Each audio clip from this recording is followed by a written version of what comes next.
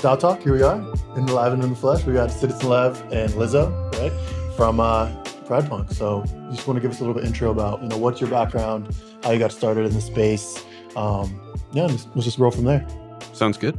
So I'm Citizen Lev, and I do digital marketing for PridePunks. I have 10 years of experience in digital marketing, running paid and organic campaigns for various businesses. So that's my background.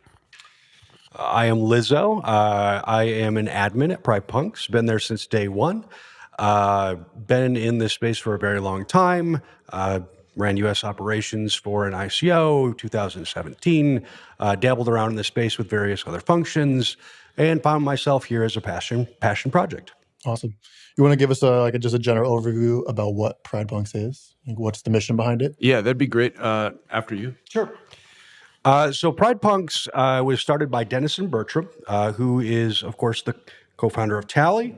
It was an art project in 2018. The Genesis Art Project had the mission of diversity in Web3, right?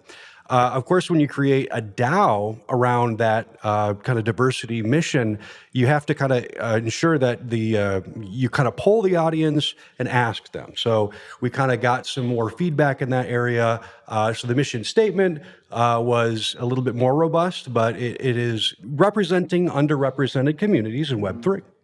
Awesome. Obviously, DAOs back in 2018, weren't really a thing, right? Or they weren't as popular as they are now. So kind of run me through, what is your, vision with PridePunks DAO? Yeah, so the idea is really, it's about empowering our community and figuring out ways of doing that. So one of the things we're basically talking about doing is obviously growing the community. That's important. Making sure that the project has some sort of longevity. And what we're really looking to do, especially recently, is we're talking about creating a token project that would incentivize education for our community members. So many of them want to get into Web3 and don't know how to do it, feel like they don't have the skills to do it. So we feel like providing them with those skills or an opportunity to increase their skills to get into Web3. So what would you say is is the biggest challenge right now, like just getting people educated in Web3? Would you say a lot of the members are just like inexperienced?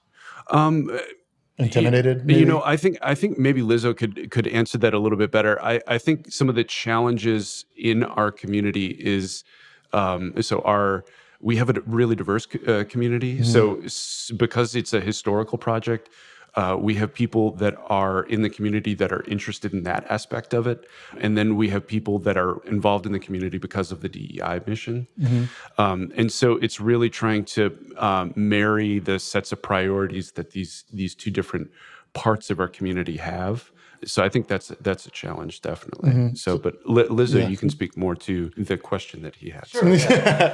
No, it's interesting, right? When you have a diverse set of individuals, and we're talking about empowering those people, where do you start, right? Where do you start?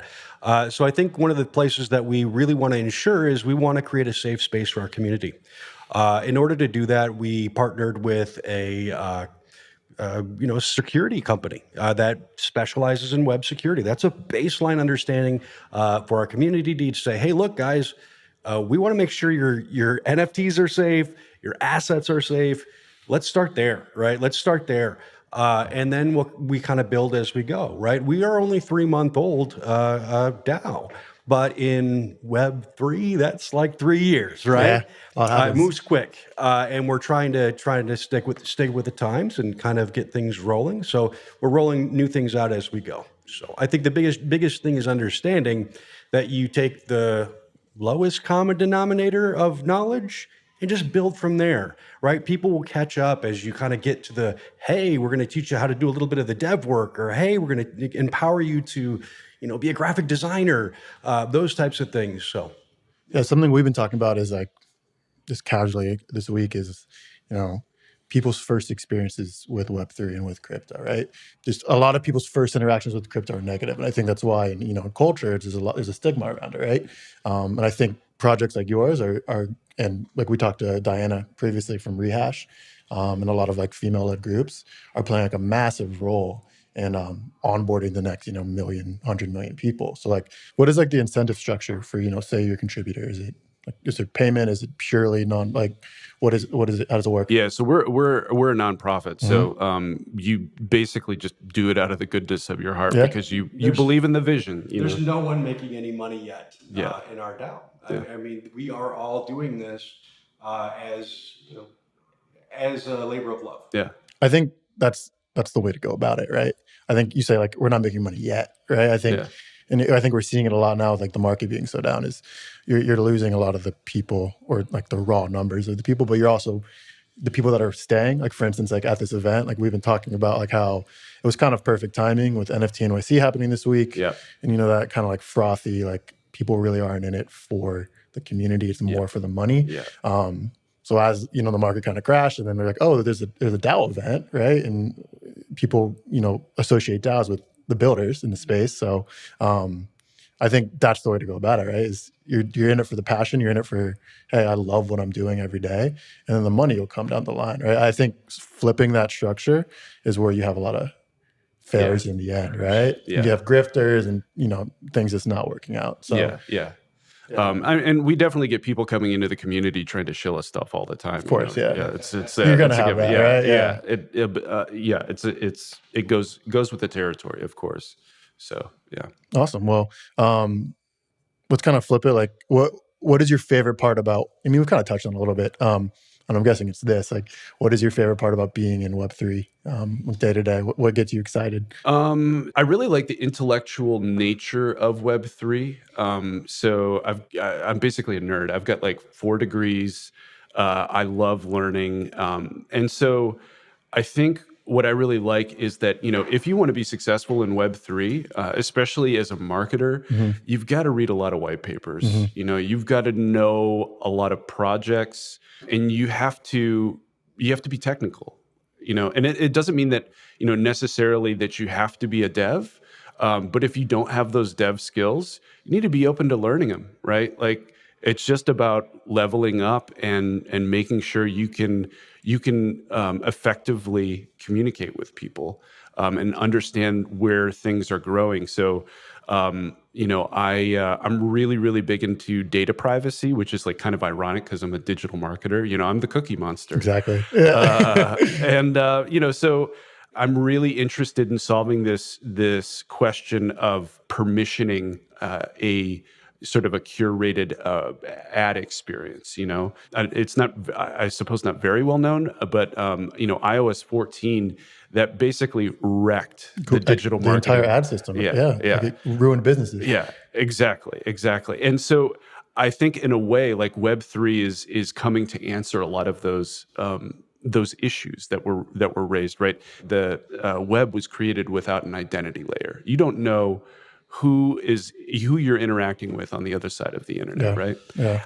And so I really like projects that focus and center around controlling your PII, making sure that if, I have to KYC with something, that I know exactly, whom I'm giving that information to. Yeah. And that also I don't give away too much information. If I want to go buy a beer out of a vending machine, that vending machine just needs to know I'm over 21. Exactly. Yeah. End of story. It doesn't need to know my name, address, my phone number, any of that. So anyway, a little bit of a tangent. That's what I really like about Web3 is like the intellectual nature and the vision of tomorrow that is, controlling who we are digitally. Yeah. So, Lizo? Same question, right? Same question. Favorite part? So I'll be very short and sweet on this one. I think for me, what I enjoy about Web3 is that kind of along the identity lines, the pseudonymous nature and your watermark of your output or what you could achieve is determined by who you are. For my, Twitter handle and for other handles, no one knows who I am, but it's the content. It's the content of my character, my mind. That's what I am, right? And it's not, it's not my body. It's not my, skin color. That's what I like, the pseudonymous nature of it.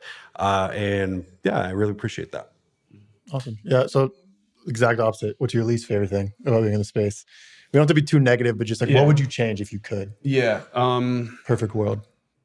Yeah, I mean, I think it's just all of the negative aspects of Web3, like a lot of the shilling, a lot of the just sort of fluff projects.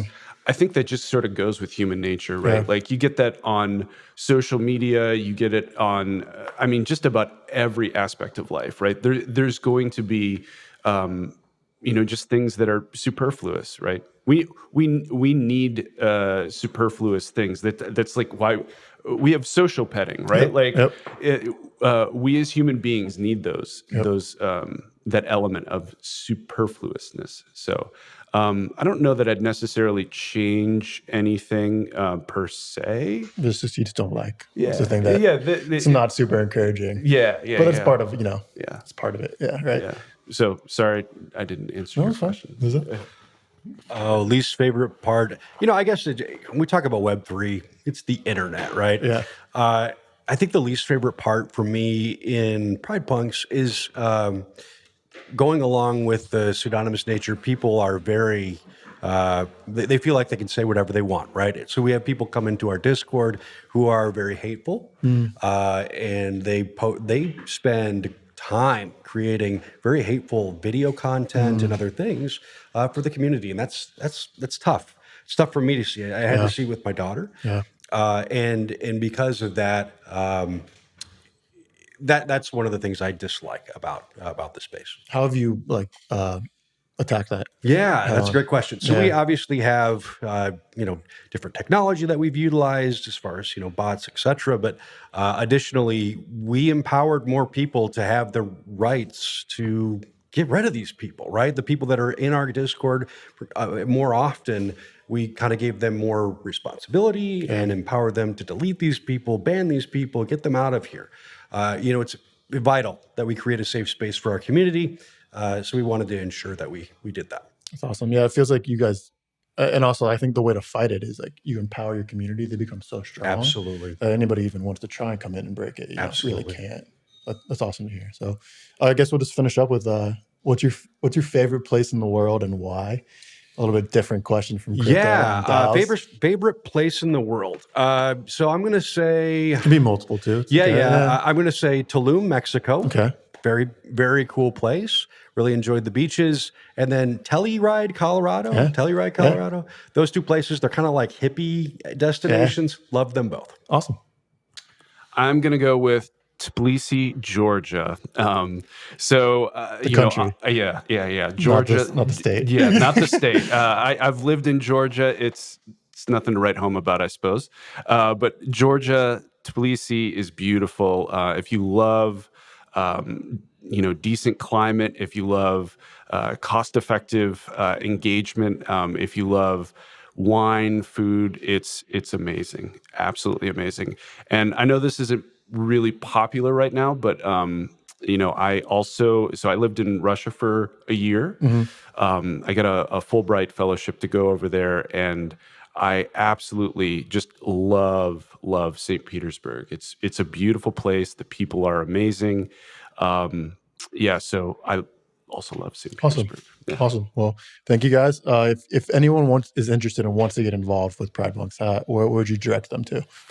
So they could definitely start by, checking out our Twitter, but also go to the Discord and, just basically come hang out, figure out, how we can help each other. So Sounds like a very open, just laid back, fun environment, right? Yeah. That's the goal, right? Yeah. It's very laid back, very fun. Yeah. So anything they should be looking out for in the future in terms of big projects coming out, or is it just right now just trying to get the DAO going and functioning? Yeah, so get the DAO going. I'm personally looking into what our token project will look like. Yeah. I want to have this sort of structure where I want to incentivize mentees to contact mentors to make sure that they can interact with one another. But I don't want mentors to feel like overburdened, like they're just giving away their time, So incentivizing that interaction, I think, is going to be important.